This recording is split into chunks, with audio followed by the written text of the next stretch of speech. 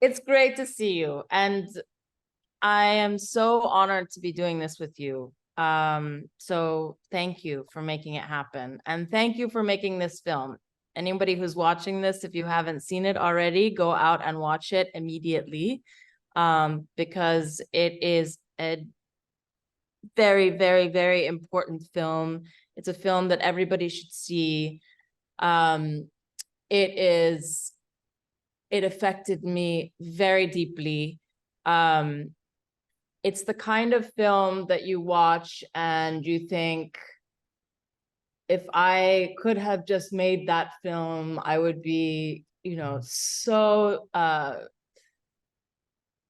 feel so satisfied, because it does everything that you want a film to do, which is that it devastates you, it makes you laugh, it gives you deep insight into our times and the challenge of being a journalist and speaking truth to power at this time.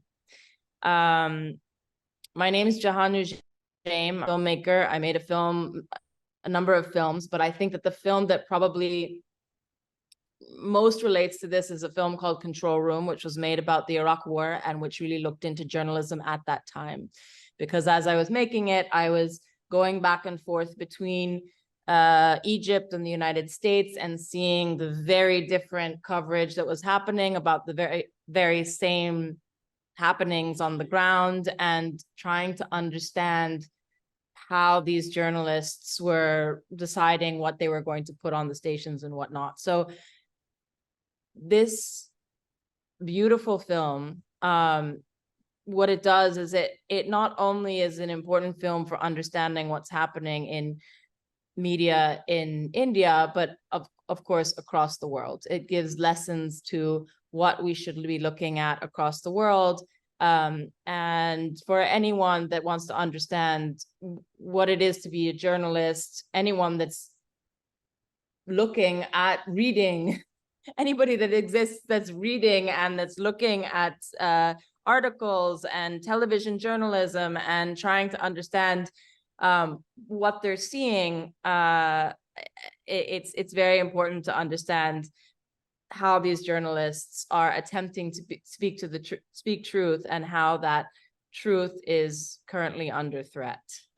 What happens when there are so many obstacles to telling the truth? What happens when you are a journalist and you are facing power? And this film takes you into the intimate, deeply personal stories of a journalist who has given everything to try to get the story out. Tell me, how do you think, I think the film that I've made that probably relates the most closely is Control Room. And in that film, the climax of the film is really when a journalist is killed, an Al Jazeera journalist is killed on the same day that the US troops enter into Baghdad. And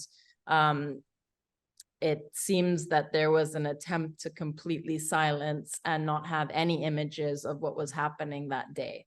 That was one journalist that was killed at that time. We're obviously in a time when many journalists have been killed, and specifically in the Israel-Gaza war, there have been, I think we're approaching 70 journalists that have been killed over the past 7 weeks. Why is that happening?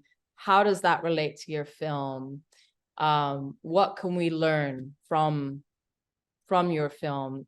How do you think it relates to Control Room? Sure. What would you like people to be understanding about this problem? I think, it's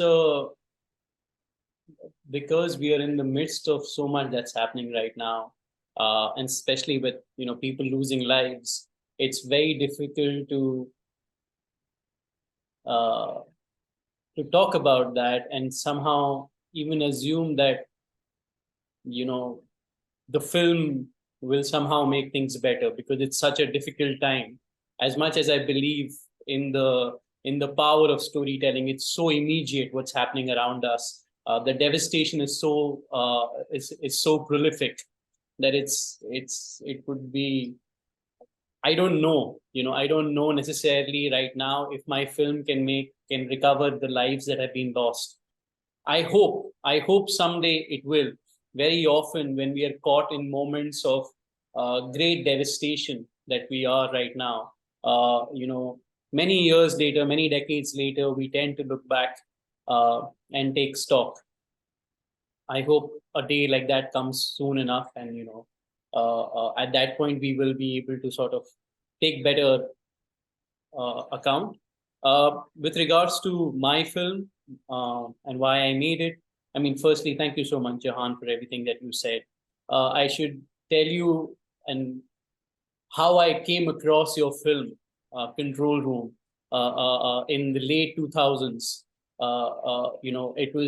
It was given to me on a drive with 5 documentary films to watch. Like people would pass collection of films around, and your film was there, and along with a couple of classics, and there was a lot of Poitras film there. There was your film. I'm forgetting the film by Pennebaker, but they were all there. So I discovered Control Room then. I remember watching it and passing it around via whatever the pirated copy that I had amongst my friends, and really learning about the power of docs. Also, a filmmaker working in the global south and sort of bringing that perspective in. So it was an incredible film, and I'm really just happy that my work has spoken to you and that we're here. I think what has happened over the last couple of years, for sure, is that there is a constant desensitization that has occurred around journalists and journalism. My when I remember just watch I remember talking to my friends, and people would tell me things like, I don't watch the news anymore because it's not good for my mind. It's not good for my mental health. So people have somehow pulled away from their own stakes in news, which I used to find very worrying, because I believe people come to the news because we want to make better choices about our lives every day. And somehow, if we choose to cut ourselves off, I found that very worrying. So I really wanted to make a film that helps us understand what the people who are working within the news are going through. Journalism and journalists are increasingly under attack. And I find that increasingly worrying, that it's very, very important it's very important to understand what we are doing away with. It's absolutely fundamentally critical right now to realize the need to protect those who represent us. They may be fallible, and there may be people that you disagree with, but the current onslaught against journalists is unprecedented across the world.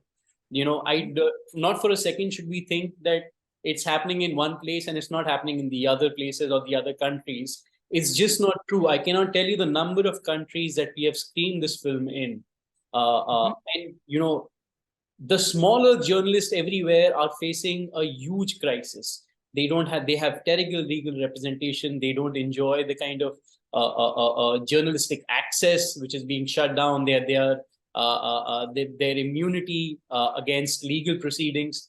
It's occurring at various levels, Jehan. So my challenge or my ambition with this film was, in a way, to also tell you the story of people who are still in this profession, trying to figure it out how to do it right, and just give you an insight into their loneliness, and then to try and find out where this country is headed, where is my country headed, and how is it that I can participate in the discourse via the medium of cinema. How did you navigate the access with the newsrooms? Incredible access. I mean, the thing is, access is usually, it's strange. Like, you think that you'll never get access in a place like this because this is a newsroom. I have just figured over a period of my life that you should always ask. And you will not believe the kind of access you can get if you ask. and if you persist a little bit, but politely, etc. So it's not like we got all the access on day one, to be honest. We got some access on day one, and you have to keep building access slowly with people. People have to Yes. feel, people have to feel like that you're not there to just catch them at their worst. I've realized that people are okay letting you see them and their vulnerabilities if they feel that you'll be there to catch them at their best and represent them at their best too, which I think is a sort of understanding that I have usually between the people that I'm shooting with. Like, I'm not there to necessarily, do some sort of a covert operation on them. Those are not the kind of films that I make any which ways. I'm really looking to try and understand them, and it's never a steady graph. As you know, on some days you get great access, on some days you get none, and on some really important days you get absolutely nothing. So it's a bit of a waltz. It used to kill me, and then Penny Baker, one of my mentors, said, "Look, you capture 60% of it, and that's better than 0%." So that was a good way to look at it, right? I mean, yeah, but I'm just an insecure filmmaker. Like, I shoot for 2 years. Nobody shoots for 2 years. People, like, this is insane. Even I know how insane it is. Like, I shoot every day, 8 hours, 10 hours for 2 years. It makes no sense. But that's just me. Like, I go like, also because I love shooting. I don't know how to explain it to people. For me, it's like, it's like, for example, fiction people spend a lot of time writing, right? And you keep writing bad drafts till you come to a place of writing something that is accomplished. For me, turning up on the shoot every day is that process of writing, right? I'm completely with you. And you learn as you're shooting, you learn and you re-edit in your head as you're shooting, because you're like, oh, that was my idea. No, actually, this has changed it a little bit. So Exactly. what was the most surprising? And those are my favorite kinds of films, and you see it in your film because you see it's not you trust it. You trust your film because you're following it and you're allowing the real story to come to you and to open up to you. What was the most surprising or shocking moment, would you say, of making the film? I mean, for example, midway through the film, one of his dearest colleagues leaves, right? And she is a very close producer. She is an ally, and she had worked with him for a very long time. I remember what happened was that we were shooting, and she came in the room and she said, "Can I speak to you?" To Ravish, who's the protagonist, and her boss. And Ravi said, "Sure." So we left the room and we continued. I mean, everybody knew that we would shoot this thing from the outside. So we shot that scene from the outside with no audio, having no idea what the conversation is on the inside, right? So you're shooting purely for emotion. You're seeing two people talk and you're judging by body language where this is going, right? So that's your filmmaker intuition is sort of really trying to cover this as best as possible. That I remember just watching that scene on the sort of monitor, or like on the sort of camera after I got back home, and it didn't need an edit. It's like you see it for 3-4 minutes and you go like, this scene just works so well. I could just put it as is. So that was something. I remember being very, very surprised by the cake cutting scenes within the film, that whenever somebody was leaving, they were cutting cakes. And I found that to be a weird, bittersweet sort of moment of adult kinship, right? It's a beautiful structural element that you have in your film. Absolutely. And it's very weird, Jahan, because I came across that on the first day. And I was like, this can be a part of the film. And it works very well, right? Within the structure is what people tell me. But it's weird because this is a doc and it's for real, right? So it becomes weird for me to go like, yeah, I could see that. I would definitely use it because, as you know, a part of you feels really, really sad. Like you said earlier, even about what's happening with the journalists across the world. This is reality.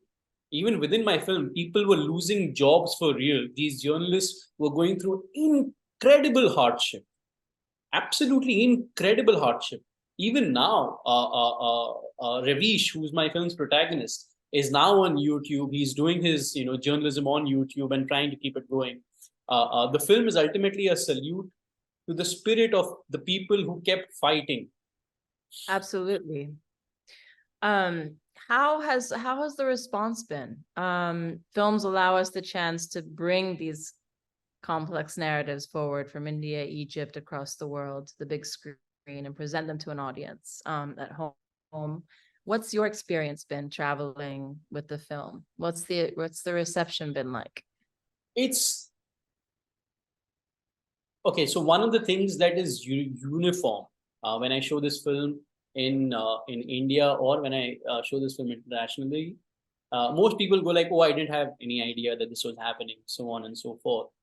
Because very often people have switched off.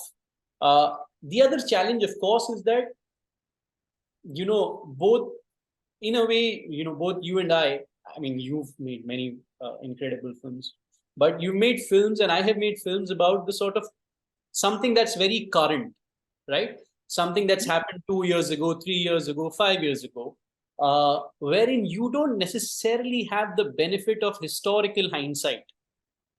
It's not like this happened 30, 40 years ago. You know who the good guys and the bad guys are, and you can take a position that will suit everybody. Very often, like for example, even within my films, this film and the last film, you are trying to capture the current political zeitgeist of sorts and contain it within your film. And you know for a fact that it may change 2 months, 3 months, a year down the line from when your film comes out. And I know, for example, I don't remember the exact reason, but I remember hearing that The Square had gone through sort of multiple edits as it was coming out, right? Yes. So we are wrestling with something that is constantly changing. These narratives are very complex by themselves, and for me, that's a privilege, because people will also come to your film because they want to find out, and it's more topical. And at the same time, it's a massive, complex responsibility, right? Of how you're representing something that is changing so quickly around you. And I'm still at times I think within the films that I have made, I've taken positions which will leave you exposed to the current sort of critique, to the current. Absolutely. But what's exciting about it is if you're honest to how you feel, if you just shoot the way that you do, which is continually, right? And you are just allowing, which is verite, it to unfold, and you look back at the footage, and this is what's amazing about your film, and it changes, right? Like the meaning of what was happening in that scene, because you allowed it to just be what it was. When you watch it a week later, 6 months later, 5 years later, what was happening in front of you, you have a much different context to it, which is fascinating. And you see more things in it as time goes on. But that's the magic of what you're doing by being there and capturing things real time without having, some, big powerful interest behind you telling you to capture this or to capture that, right?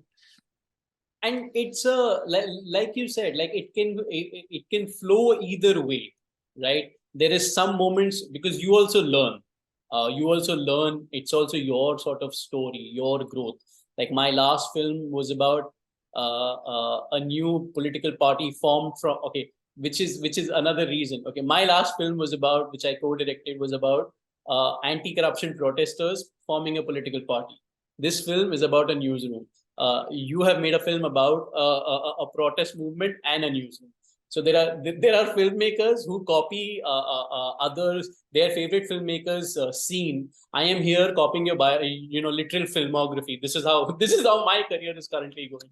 So I'll sort of keep an eye on whatever you do next, Jehane. But you're interested in power. You're interested in power and the abuse of power. And not just that. I'm interested social justice.